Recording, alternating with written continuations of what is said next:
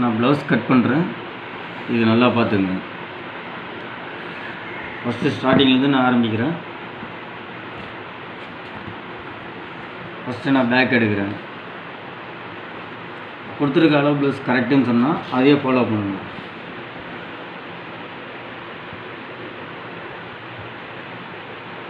இங்கே இடுப்பளவு டாட்டு கொஞ்சம் ஒரு 1 இன்ச்சு விட்டுருங்க. சைடு கச்சா 1 இன்ச்சு விட்டுருங்க. கீழே எப்போவுமே வந்து பேக் வந்து பால்சிங் தான் பண்ணணும்.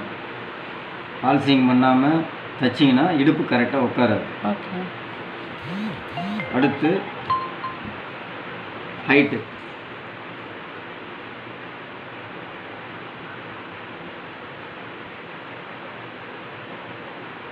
ஏதாவது டவுட்டுனாலும் கேளுங்க. ஓகே.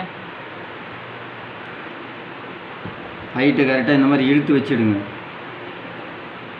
நீங்கள் எடுக்கும்போது கிராஸ் பீஸான்னு முதல்ல பார்க்கணும். ஹைட் எடுத்துட்டேன். அதுக்கப்புறம் சைடு அளவு இது வந்து மேலே எக்ஸ்ட்ரா தைக்கிறதுக்கு கேப் விடணும். இப்போ இதை மார்க் பண்ணிக்கோங்க. எதுக்கு மார்க் பண்ண சொல்கிறோன்னா அப்போ தான் உங்களுக்கு வந்து நாம் எதை விட்டுட்டோன்றது தெரியும். இல்லைன்னா தெரியாது. இதை எடுத்தோமோ அதை எடுத்தோமோன்னு குழப்பம் வந்துடும். இப்போ வந்து பேக் நெக்கு இறக்கம் கீழேருந்து தான் வரணும், மேலேருந்து வரக்கூடாது. இது ரெடி. மேலே நம்ம தைக்கிறதுக்காக கொஞ்சம் விட்டுருணும். எப்பவுமே வந்து இது வந்து ப்ராடு கேட்டிருக்காங்க நெக்கு. நீங்களே வீடியோவில் பார்ப்பீங்க. பேக் நெக் வந்து கீழே வந்து ப்ராடாக கேட்டிருக்காங்க, இங்கே வந்து க்ளோஸ் ஆகுது. அப்போ வந்து உங்களுக்கு ஷோல்டர் வந்து இறங்காமல் இருக்குதுன்னு அர்த்தம், இறங்கக்கூடாதுன்னு அர்த்தம். இப்போ வந்து நாம் என்ன பண்ணணும்னா இதை பார்த்தோன்னே நம்ம புரிஞ்சிக்கணும். பேக் நெக்கு இவ்வளோ இறங்காது. அப்போ வந்து நம்ம இங்கே வந்து 2.25 தான் வைக்கணும். 2.25. ஓகே. இதுக்கப்புறம் தான் இந்த ஷோல்டரோட இந்த அளவு நம்ம எடுத்துக்கணும். அளவு ஜாக்கெட்டில் இருக்க ஷோல்டர் அளவு நம்ம எடுத்துக்கணும். இது ரெடி. கூட கச்சா. இதை லைட்டாக கிராஸ் பண்ணிக்கோங்க. இதையும் லைட்டாக கிராஸ் பண்ணிக்கோங்க. ஃப்ரண்ட்டையும் லைட்டாக கிராஸ் பண்ணிக்கோங்க. பேக் இது நான் போட்டிருக்க மாதிரி தெரியும் உங்களுக்கு. லைட்டாக கிராஸ் பண்ணியிருக்கேன். இப்போது செஸ்ட்டோட அளவு நம்மளுக்கு தேவை. இப்போ நம்ம என்ன பண்ணோம்னா ஃப்ரண்ட்டோட 1 சைட் செஸ்ட் மட்டும் அளவு எடுக்கணும். இது இப்போ எவ்வளோ வருதுன்னு பார்க்கணும். இப்போ நான் எடுத்திருக்க அளவு வந்து 9 வருது. இன்னொரு பக்கமும் பார்க்கணும். இப்போ பாருங்கள் 2 பக்கமும் 9 தான் வரும். அப்போ வந்து இவங்களுக்கு வந்து மெஷர்மெண்ட் இது கரெக்டாக இருக்குது. ஸோ 9ன்னும் போது நாம் என்ன பண்ணணும், 9.25 வைக்கணும். இது வந்து லைனிங் ப்ளவுஸ். 9.25 இஷ்டமா? இப்போ நான் மார்க் பண்ணுறேன், எப்படி வருதுன்னு பாருங்கள். மார்க் பண்ணுறேன், அளந்து காட்டுறேன், எப்படி இருக்குதுன்னு நீங்களே செக் பண்ணிக்கோங்க. இதுதான் நம்மளுக்கு ரெடி.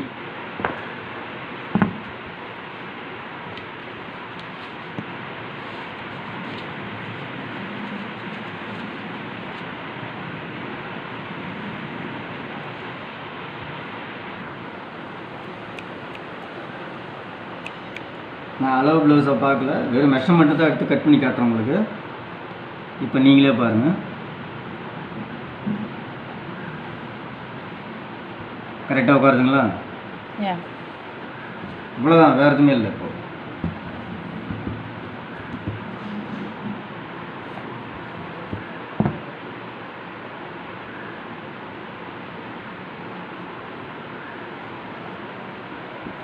இப்போ நான் பேக் கட் பண்ண போகிறேன்.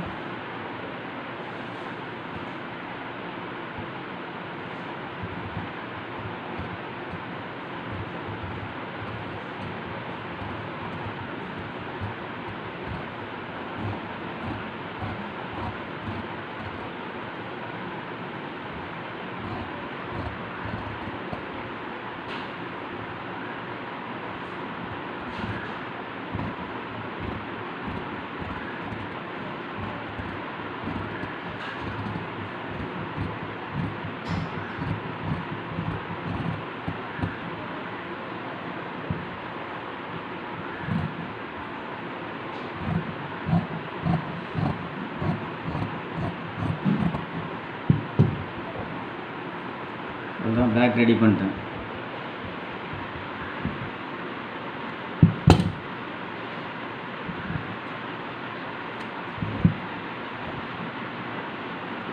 நல்லா ஞாபகம் வச்சுங்க, இந்த கட்டிங்கில் பேக்கில் வந்து பால்சிங் தான் கொடுக்கணும். டாட்டு பிடிச்சிட்டு அதுக்கப்புறம் தான் பால்சிங் கொடுக்கணுமே கண்டி, பால்சிங் கொடுத்துட்டு டாட்டு பிடிக்கவே கூடாது.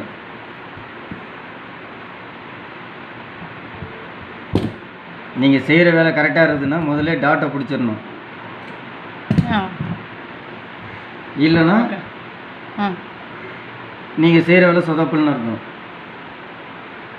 ஏன்னா டாட்டு பிடிச்சிட்டா இடுப்பு கரெக்டாக இருக்குன்னு அர்த்தம். முதல்ல பேக் வேலையை முடிச்சிடணும்.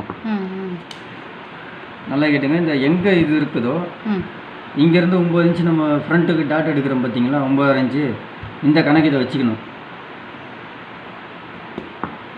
இந்த கணக்கில் இங்கே ஒரு குத்து போட்டு வச்சுங்க. இந்த ஸ்ட்ரெயிட் டாட்டு, பேக் டாட்டு. இது எதுக்காகனா இந்த பேக் டாட்டு நீங்கள் போடும்போது இது ஸ்ட்ரெயிட்டாக இருக்கா, இது ஸ்ட்ரெயிட்டாக இருந்தால் பேக்கில் உட்காராது. இவங்களுக்கு இந்த இடுப்பு வந்து இப்படி உட்காந்தால் தான் இந்த சுருக்கம் இல்லாமல் கரெக்டாக இந்த இடம்லாம் உட்காரும். இப்படி விரிய கழுத்தும். இதுக்கு தான் இந்த கணக்கு. இது பேக்கை பொறுத்த வரைக்கும் இவ்வளோதாம்மா.